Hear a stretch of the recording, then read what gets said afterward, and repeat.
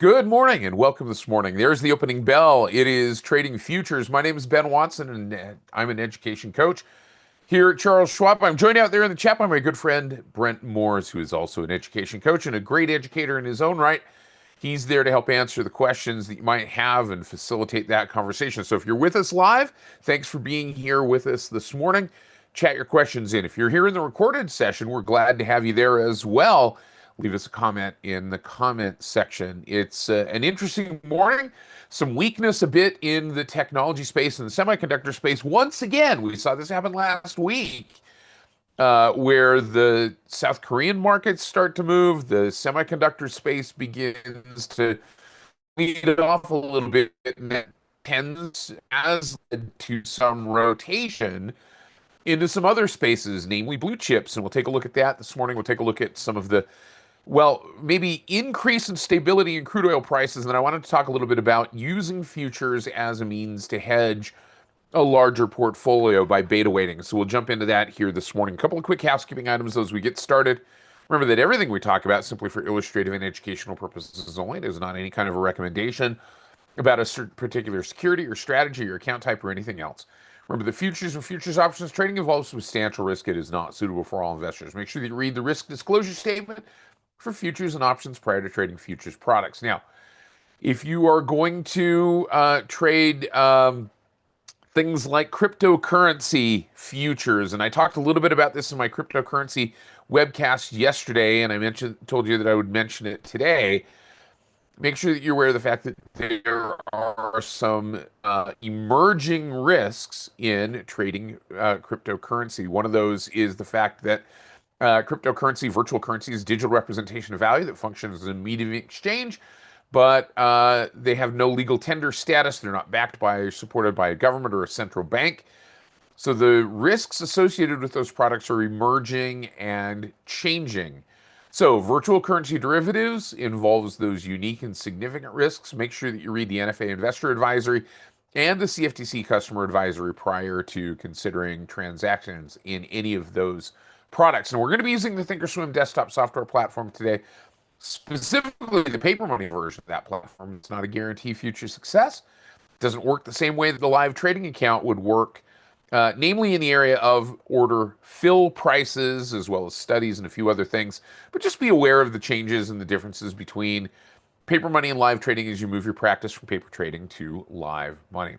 Also, remember that Schwab doesn't recommend the use of technical analysis as a sole means of investment research. We're going to talk a little bit about that as we get into this discussion. Some technical analysis in the mix. Past performance, no guarantee of future results. Also, one thing to remember, and I want to point this out, we'll talk about it again as we get into the discussion. Stop orders aren't guaranteed execution. Stops behave a little bit differently when it comes to trading futures products due to exchange rules based on certain conditions at the time of execution and activation. The exchange may reject or substitute an exchange designated limit order for the originally triggered market order. So any order that triggers a market order may get replaced or substituted by an exchange designated limit order within a protection range. And if price moves outside of that range, there's the possibility that the order does not fill. So there is risk in trading. So just be aware of that. Let's pop over to the Thinkorswim desktop software platform, see what's going on this morning now that the cash market is up and running. We're going to take a look at our futures grid here. And kind of running back up into this resistance level, a little bit of downward movement. We're still just a little bit below. I don't know why I have a circle on there, but let's pop this back to a line tool, sitting right below that resistance level of those previous highs here on the S&P 500. And there's my micro Dow futures that just got stopped out. So we'll take a look at that here in just a minute. That's one of the trades that I put on earlier this morning. So we'll see what happened here. But S&P 500 /ES, the big contract, a little bit of an advanced block here, kind of sitting right under this resistance level. Taking a look at the NASDAQ /NQ, a little bit further down today. And in fact, a much bigger disparity off of those previous highs. So starting to see again some weakness weighing on the technology heavy NASDAQ as there's some rebalancing, as some new stocks come into the mix here in the NASDAQ and adding some volatility, sitting right at the 50 period simple moving average here. So draw that line, you can see there's a steeper downward trend line here to the forward slash NQ this morning, and by extension to the micro contracts as well. Taking a look at the Russell 2000, this is one of those areas where, the Russell 2000 typically has a habit of doing this, right? It'll run to, that doesn't mean that it's going to do it again, but it'll run to a resistance level, and it'll kind of chop along around that resistance level, kind of a wait and see mode. And it's done it once, it's done it twice, it's done it 3 times, just in the last couple of months.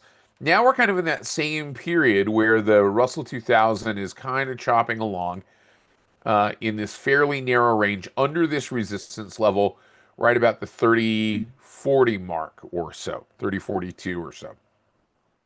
Not too particular, not too precise in terms of where that resistance level is, but you can see the areas of some price discovery going on as price gets pushed up above that resistance level, those longer shadows on those candles and those longer shadows on the bottom side of the candle, suggesting perhaps that there's a little bit of price discovery and a little bit of indecision or maybe equilibrium happening here. And maybe until we get some of these earnings announcements kind of rotating, we get some of the interest rate concerns kind of worked through as we get to Fed minutes and a few other things that may drive interest rates that may impact the small caps. So kind of starting to see this sideways movement. Now, that's kind of the equity futures side of the equation. I'm going to use this same grid really quickly here, and we're going to pop in a couple of other things. Let's take a look at forward slash GC. This is gold. And gold has had a little bit of a run just in the last couple of sessions back to the upside here, maybe finding a little bit of a support level back down here around the 39.95. It is trading just over the 4,000 mark at 4,188. 4,000 becoming kind of a big psychological level potentially of support for the gold futures contract here. And again, not a guarantee that it's going to hold, but technical analysis would suggest that a big round number like 4,000 is likely to act as a level of support from a psychological standpoint. Taking a look at forward slash CL, the crude oil contract. Crude oil moving below in the last few sessions, below that 70 mark, that kind of comfort level, if you will, for the market in terms of lifting costs, in terms of production costs. And you can kind of go back over the left-hand side here. And as a matter of fact, if we put this on a longer-term chart, let's put this on a 3-year weekly chart, and you look at that 70 level, and that 70 level, which is where kind of I have my cursor right here, you can see that 70 level becomes somewhat of that normal range. Now, it's not the average. It's a little bit lower than both, in this particular case, the 50-week average and the 200-week average, since we're using a weekly chart here. But that tends to be that level that, at least over the course of the last 3 years, not that it will continue to do so, and things that can definitely change. But at the moment, that 70 level seems to be kind of a chaotic, strange attractor, right? It becomes that area where price gets pulled towards. We've got to move down below the lower reversal zone on the RSI, on the crude oil contract. So thinking about what that means, albeit pejoratively, this is an oversold condition, at least according to the RSI. Does that mean that it can't get sold off anymore? No, it absolutely does not. It could see this, however, as a potential point where extreme pressure to the downside has been reached and might be abating a little bit. We're starting to see that turning back up a little bit, popping up out of that lower reversal zone, out of that 30 level, and starting to move a little bit higher here on the RSI. The RSI sitting at 31.34, starting to see some upward movement and starting to run perhaps into, again, that 70 resistance level. We're sitting at 69.5 at the moment, and that would suggest perhaps that there's some upward pressure, but not yet really realizing some upward projection here. Not seeing some upward momentum really picking up yet until we get maybe a stronger move on the RSI. It's still kind of following that diagonal downtrend line. And we've got a couple of levels of resistance. We've got this gap resistance back over here from the March timeframe when we saw the geopolitical pressures. But now we're starting to see again some geopolitical risk coming back into place, right? So maybe some geopolitical premium here. We saw a couple of missiles get fired at commercial ships theoretically last night, and that's elevating this price just a little bit, up 1.47%, but it's got a pretty good resistance overhead. Excuse me. All right. So those are some of the areas that are moving. I also wanted to look at this one here really quickly, and this is the one that I had put a trade on earlier, and that is /YM, which is the Dow Jones, had been moving significantly higher, now up in kind of that oversold range. So talking about that rotation, right? If we look at the difference between the /NQ and what it's doing, kind of rolling down a little bit, versus the /YM, kind of start to see this rotation maybe into some of the larger caps. And Zinc makes a comment here, the fact that oil isn't higher is maybe the most surprising thing here. And I think if this were, like we've talked about before, right? If this were the oil market of 2008, if this were the oil market of 1995, if this were the oil market of, even 2010, and you were to see the kind of geopolitical tensions that we're seeing now, you'd see that oil price, I think, theoretically, significantly higher. Fact is, oil price has become much like the VIX in terms of volatility, that you get a spike, and then when it happens again, you get less of a spike, and when it happens again, you get less of a spike. It's like kind of going to a horror movie, right? And you see it the first time, you've never seen it before, it startles you, it shocks you, you're scared. Second time, not so much. Third time, not so much. Fourth time it happens, you just say, I don't know what's gonna,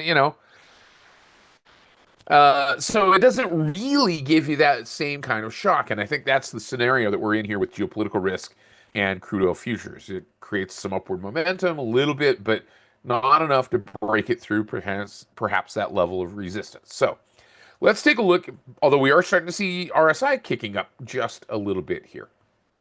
So what I want to do really quickly here is I want to come back over and we'll pop this down to not our futures grid, but I want to look at our futures, our individual futures grid side by side with labels. So this is left-hand side 1-year daily chart, right-hand side today 5-minute chart.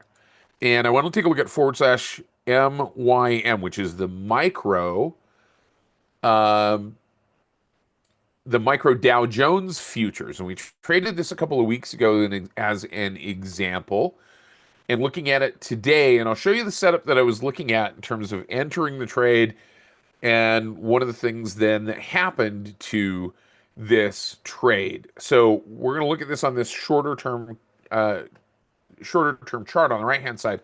But before we do that, I'm going to stay over here on the left-hand side for just a second and remind those viewers who have been here before, but inform those viewers who are here for the first time what they might be seeing here on this particular grid. By the way, this grid is linked in the description of this page for those of you that are watching this in the recorded version. For those of you who are here with us live, I will share this grid. And remember that anytime we share something, it is for illustrative and educational purposes only. It is not guaranteed as to time or accuracy, but it has this label on it, which shows the tick size, the tick value. So whenever this moves from 535.05 to 8 to 6 to 8, whatever it might be, that's one tick. That tick value is 50 cents. This is the micro contract. The point value, when that moves, is also 50 cents. So in this particular case, since there is no decimal, point value and tick value are going to be the same. So point value times that price gives us our notional value of the contract, or in other words, our risk, total risk in that contract. Now, we could look at that point value number, and this will become important in just a minute. Think about that as if we were looking at, say, for instance, an option, and this is not an option. Options behave differently, but this is an approximation, if you will, or a similarity to the delta of an option contract. So one contract of this futures product to have a long position or a short position is going to either add 50 deltas, 50 YM deltas, or take away 50 YM deltas. So if you were to use this type of contract, a long position in this contract or a short position in this contract to hedge against a portfolio, that's how a futures trader could estimate the amount of impact one contract might have on that position from a directional exposure standpoint. So that's kind of the perspective that we're taking here. So now we've got an upward trend. It's been moving higher. RSI moving up into that upper reversal zone. So let's look over here on the right-hand side. And I'll show you what I was looking at just before the start of the day. The start of the trading day was this kind of setup that was happening here. So I saw the bounce, bull flag type of move. It rallied up to, in fact, right up to here, and then started to pull back. So I was looking at this bull flag being this portion right there, and then the expectation being a move higher to that target. So bull flag, rally up, or impulse move up, a little bit of a pullback, and then a second impulse move that's roughly equal to the first. The idea being that this distance, we'll call that X, that distance oftentimes equals this distance in terms of that movement, right? So that's how we get to that measuring target. In this particular case, it didn't do that. And that's why we put a stop order in this trade. So let me kill those annotations really quick. We'll kind of talk through where we were. My entry was right here, that breakout above that resistance level, or in other words, a close above the high of the low candle in that pattern. These are 5-minute candles, so the close of that 5-minute candle above the high of the low 5-minute candle in that pattern.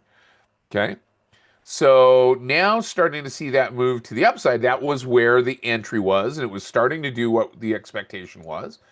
And then all of a sudden the market opened, the cash market opened, and it dumped below our stop level here and has kicked us out of the trade. Now it's starting to move back up again. So the idea being that we got out of the trade very quickly once we got into the trade, meaning we initiated the long position in the trade on the breakout. It was a buy stop, and it was said, all right, initiate this long position if price moves above that level, and then if it goes up to the target, get out, or if it goes below the stop level, get out. It went below the stop level, kicked us out of the trade. So now we're out of the trade. So the stop did what the stop was intended to do. And so when we look at this, that's where I kind of look at this from a successful perspective, right? So Sam, yeah, you're right. I mean, that's why we looked at the 1-year chart first, is kind of getting that expectation. We got a little bit of what we might refer to as a shooting star type of candle. So putting this trade on in that shorter time frame, that's what we were looking at, is trying to take advantage of that upward movement in a short period of time. But yeah, we can certainly change this and make this, say, for instance, 5-day, 5 or 15-minute. Same kind of thing, same result. We still had that bull flag type of pattern that was in place. We might still look at this as a bull flag because it had that impulse move, a little bit of a pullback. But this pullback has occurred to almost the 100% retracement level of that impulse move. So that kind of invalidates the idea of a bull flag. So getting back into this bullishly, because we've got rising ADX, we've got rising RSI, might necessitate getting into the trade above, say, for instance, where that resistance level breakout was, so above these new highs. Changes the trade a little bit, right? Changes the trade. If we were to expand this out, say, for instance, to a 20-day 1 hour, same kind of thing. Now we're looking at each one of these 1 hour candles. Again, you got to see that breakout above that resistance level. So same kind of scenario establishing itself. The 5-day 15-minute chart, just a little bit faster in terms of seeing those moves.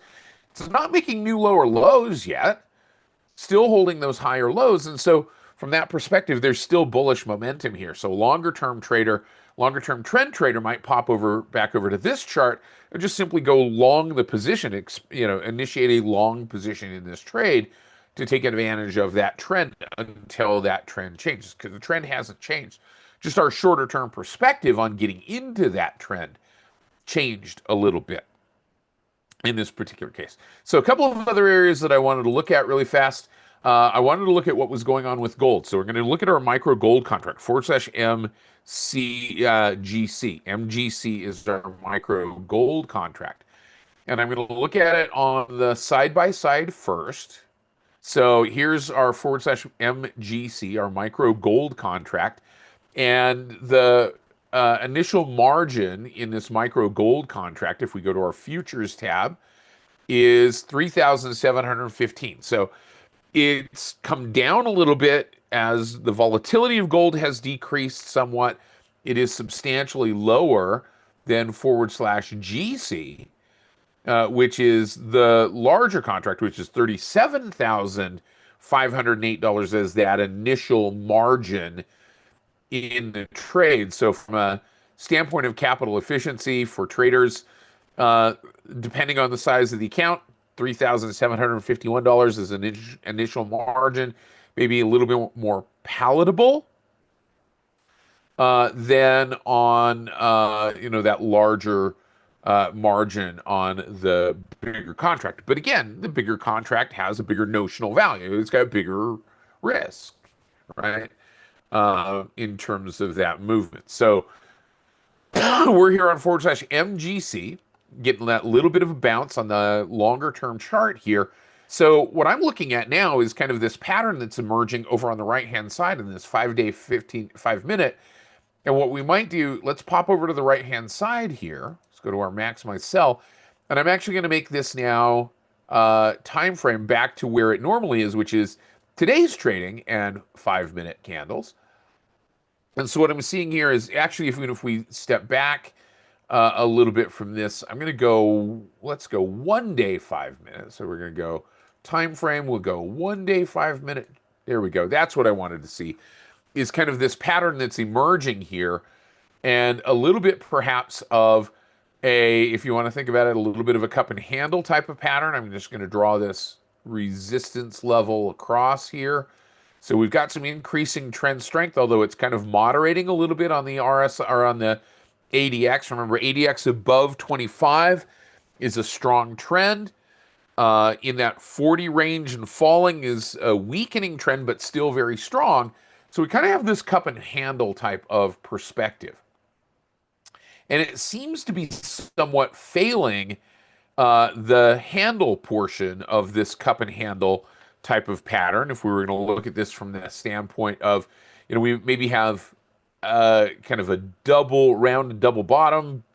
There's we call this kind of a peaks and domes, or troughs and domes type of pattern, is what some technicians will call it. But here's kind of that cup and handle perspective that we've got going on right now, right? So if you think about this as that cup, and there's our neckline or our rim of the cup, this is falling from that test of that rim at the moment over here on the right hand side. So as a trader, especially a shorter term trader, what I'm going to look at here is that possibility. Let me kind of zoom in on this time frame, and we'll make this back to auto so that we've got this right here. Would be a bounce up off of, let me grab my line tool, bounce up off of this support level that's being created on this right hand side. Shorter term time frame, this is also creating kind of a double bottom underneath this resistance level. So looking for a break above this range. So some traders might look at that neckline or that rim and say, I'm going to put my breakout entry right there at that rim. But we've seen it happen before here in this case. Once, twice, it's tested above that level and come back down. So I want to see some real impetus above this, right? This move above that resistance level. So in order to get into this trade on this pattern, I'm going to look for a break above Caterpillar got stopped out on the industrials. Okay, so that's something we're going to pay attention to here in just a second. All right. So this break above this resistance level is going to be my trigger to enter this trade. My target on this trade is going to be this distance right here. It's going to be the distance from the rim of the pattern down to the base of the cup, the bottom of the cup. And I'm going to duplicate that. I'm going to put that up here on this rim of the cup, which means that the range of this trade is starting to come into focus here in terms of this move. So what I'm going to do is I'm going to look at setting my target up at that level right there. This 42.37. I'm going to put it at 42.37 even, and we're going to make that our target. Entry on the trade is going to come on a buy stop at 41.93. So that's going to be our entry into the trade. And our stop is going to be a little bit wider. It's going to be a break below this support level that's being established right here at 41.73. So I'm going to put our stop right here at 41.73. That's how I'm going to define this short-term swing trade on futures using these 5-minute candles. Now, here's the thing to think about. If we were to enter the trade and initiate this long position right now, we're going to get a little bit better price in that contract, right? But I've got no trend or short-term trend evidence that price is moving higher. In fact, I've got evidence right now that price is moving lower. It's breaking below that support level. So if it continues to break that below that support level, then perhaps this trade idea is invalidated somewhat, right? The technical analysis pattern is shifting a little bit. Maybe we're looking at this as a downside movement, but I still have that bullish potential from this in this head and shoulders reversal. Not head and shoulders, cup and handle. So I'm going to look for this entry. And if it doesn't get there, that's okay, right? We're starting to see that break to the downside. If that candle closes, if we get another candle closing below that level, maybe this becomes invalidated. But I'm also starting to see a little bit of volatility there to the downside. So I'm going to right click. We're going to build this trade. We're going to see if this happens. No guarantee of it, right? That's the scenario. We need to be flexible. Since it's a cup and handle, I'm going to say we need to be like water, as Bruce Lee reminds us. And I'm going to create this as a buy custom with OCO bracket. So my buy entry, my buy stop entry is going to be right here at 41.92. Right? 41, actually 48, we said 41.91, right? 41.91. We're going to make it 41.91 even as our entry into the trade. And that's going to come on a buy stop. It's going to say, stop, wait, don't do anything until price gets to that level. Yes, we could enter it lower, but then we don't have evidence that it's moving higher. So we're sacrificing some price for evidence, not certainty, not even necessarily probability, but evidence that price is moving in the direction that we want it to go, which it's not at the moment, right? So we need to be flexible and be like water. So maybe we change this, but I want to put this trade on so that we've gone so far down this road. I want to make sure that's a risk though, right? You go so far down the road of a trade, you got to make that trade work. So I want to put my target up here at 42.37. That's going to be my first target to sell it at that limit. 42.37 even. And we're going to make that good till canceled. That's a limit order which says, wait, don't sell it until it gets to that price or better. Limit always says or better. And then we're going to make this a stop down here at 41.73. 41.73 for easy math. We're just going to make it round, 41.73. And we're going to make that a stop. We're going to make that good till canceled as well. We're going to make sure that both of these are to close because we want these to be closing positions. We're going to enter the trade on that buy stop, and we're going to close it out on either the limit order on the upside or the stop order on the downside, knowing that this stop order is going to get worked as an exchange designated limit order. Now, we could put it in as a stop limit, and then we've done that before. We've taken that place of the exchange designated limit order. But I'm going to be easy here in terms of putting this in as a market order and recognize that the exchange is going to do that for me. And if it moves, there is that potential risk that it just does not get filled. So there's our order. We're going to put this order in place after we click on confirm and send and read through the order to make sure that that's what we want it to do. There's our transaction costs, our initial margin in the trade to go long the position, $3,715 or $51. I'm going to put this in my futures group. And thanks, Brent. I appreciate that for walking through that. Yep, those orders in this particular case, I'm making sure that those two orders are to close because sometimes I know here in the paper money account, sometimes if I leave those as auto over here, oftentimes that will default to open positions. So then I'll end up in a situation where it doesn't close, it essentially flattens and then goes the other direction. So I'm going to go ahead and I'm going to put this in my futures group and we're going to wait to see if this moves. Now, here's the thing.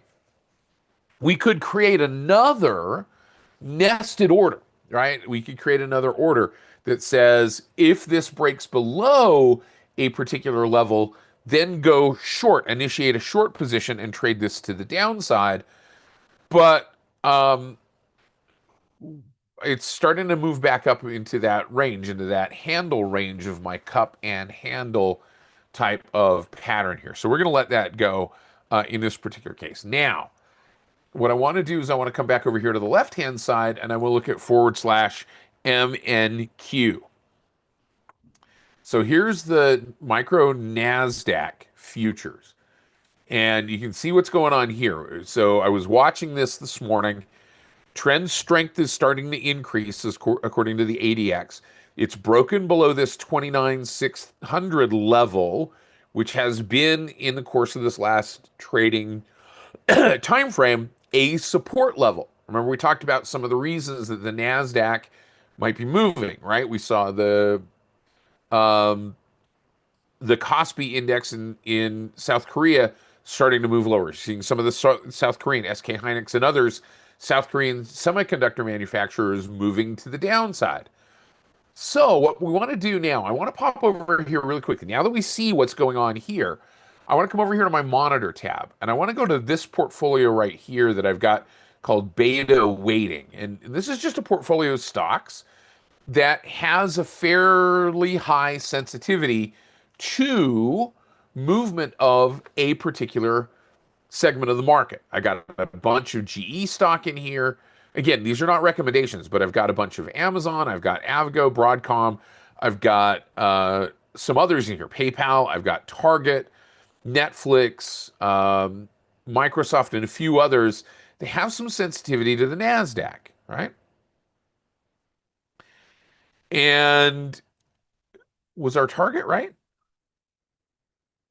Should be.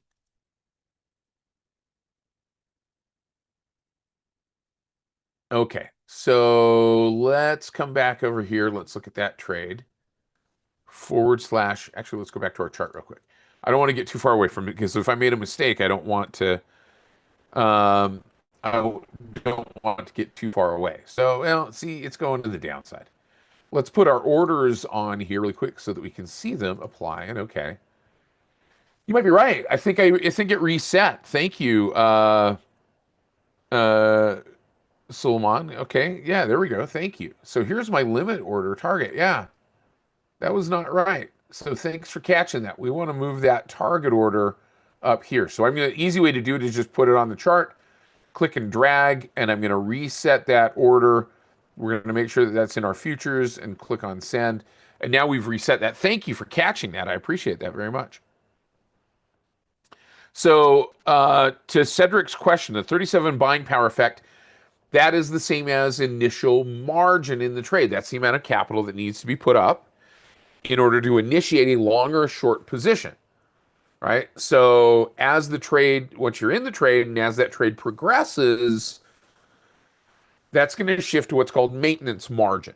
Maintenance margin is going to be 5 to 10% less than that initial margin. It's the margin required to hold the position.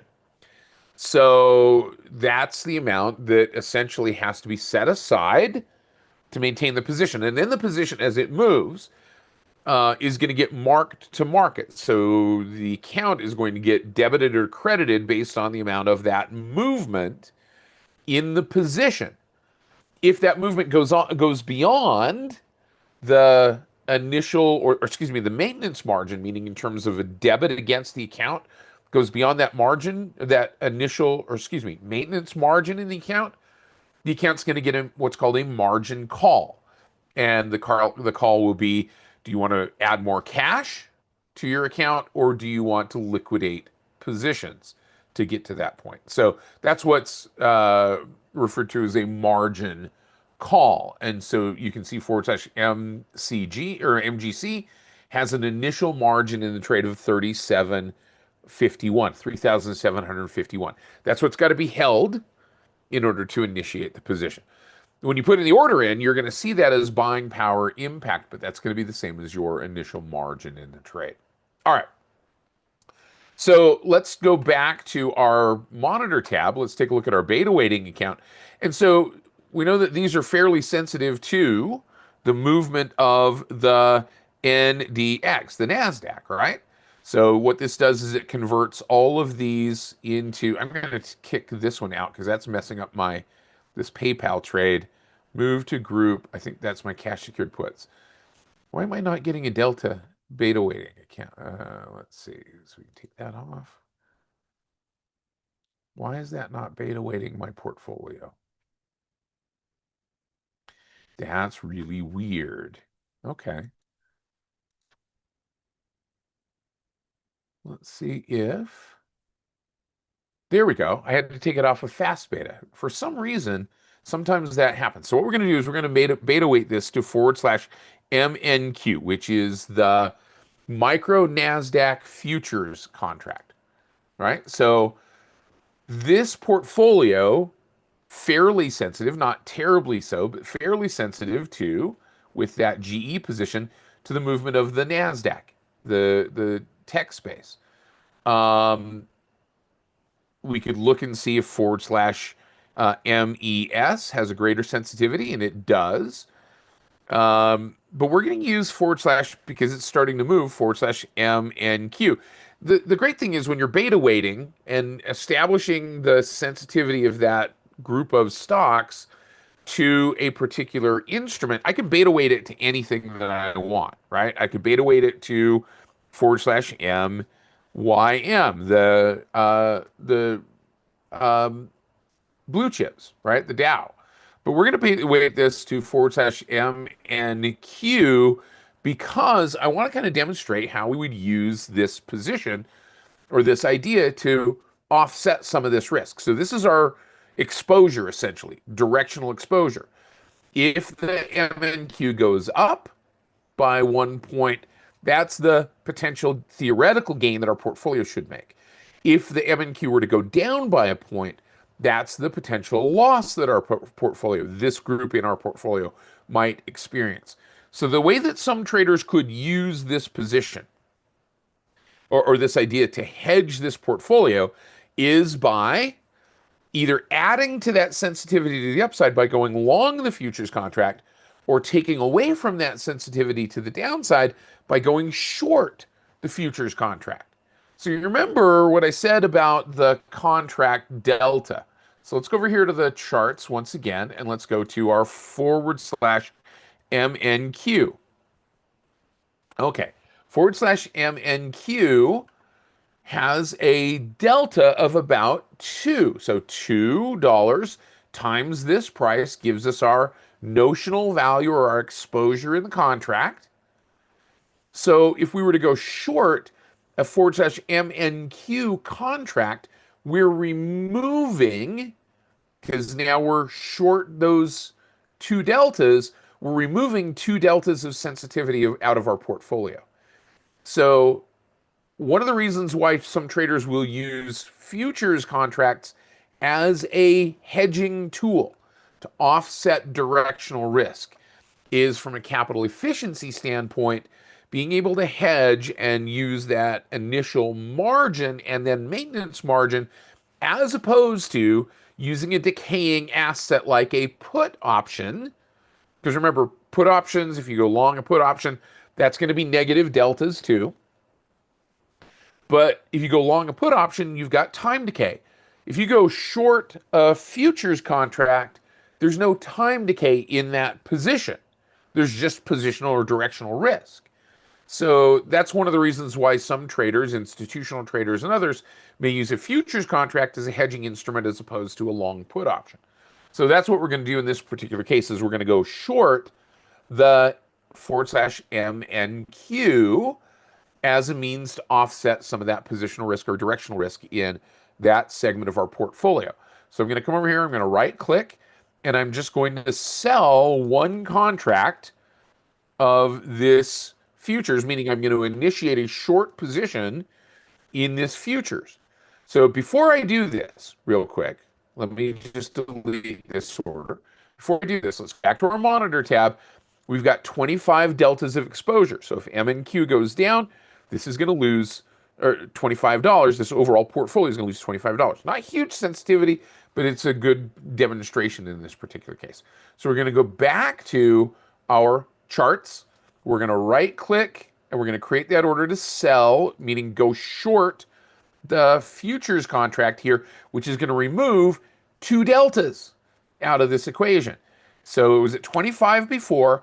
Now we're going to put this in our beta weighting portfolio so that it's in the same place, so that it not that it's exerting that impact specifically there. That's just how I have these organized and grouped.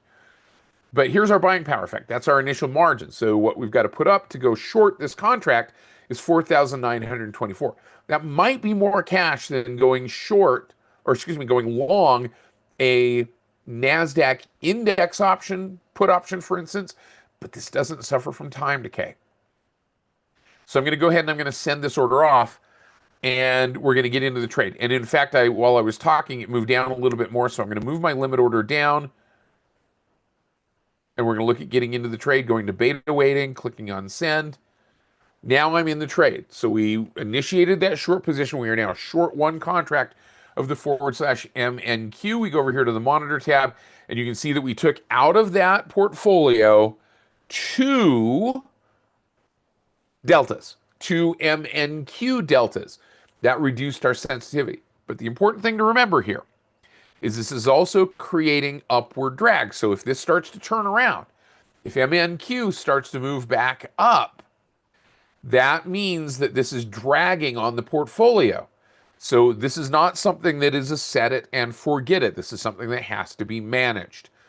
And because it has to be managed, attention must be paid to a portfolio that you are using futures as a means to hedge. Now, a couple of things to keep in mind. This hedging relationship, that beta weighting relationship, is theoretical, it is dynamic, and it is always changing. So be aware of that. Don't try to reverse engineer it.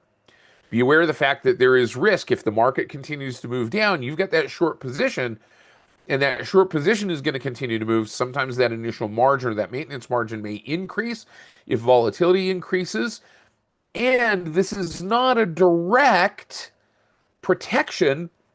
It's not going to stop out any of these stock positions that we have here. So you got to be aware of that. This is a kind of associated hedge, but it is not a direct hedge on any one of these individual positions in this portfolio. So just be aware of some of those concerns and considerations when using this as a hedging position. So let's go back over here to our futures group. And we've gotten stopped out of both of them. We haven't entered yet that /MGC. In fact, it's gone to the downside here. So we may need to come back and review that and change that around. We go back to that chart /MGC. and we got to be like water because that trade is moving against us. We'll give it a little more time because we're out of time, but I'll keep an eye on that and see if we need to reverse that. But that's what can sometimes happen. That's why technical analysis is not a guarantee of what's going to happen in the future. We can have the best cup and handle type of pattern that we have ever seen, and it does not mean that the market is going to move the way that we expect it to move. We want more information about trading futures here at Charles Schwab. Come over here to schwab.com/futures. You can also then review and check out all of our Trader Talks webcasts here on our YouTube channel, youtube.com/@Trader Talks webcasts. The search button gives you access to all of the recorded archives. All that we ask is that you click on subscribe right there. And for those of you in the Chicagoland area, we're going to be back in Schaumburg, actually, next week, the 17th and 18th. We're going to be doing technical analysis and option strategies. So once again, my thanks to Brent Morris for helping out here in the chat. Great questions from you guys. My thanks to our great reviewers and our phenomenal production staff here this morning. Have a great day, everybody. We'll see you soon. Take care. Bye-bye.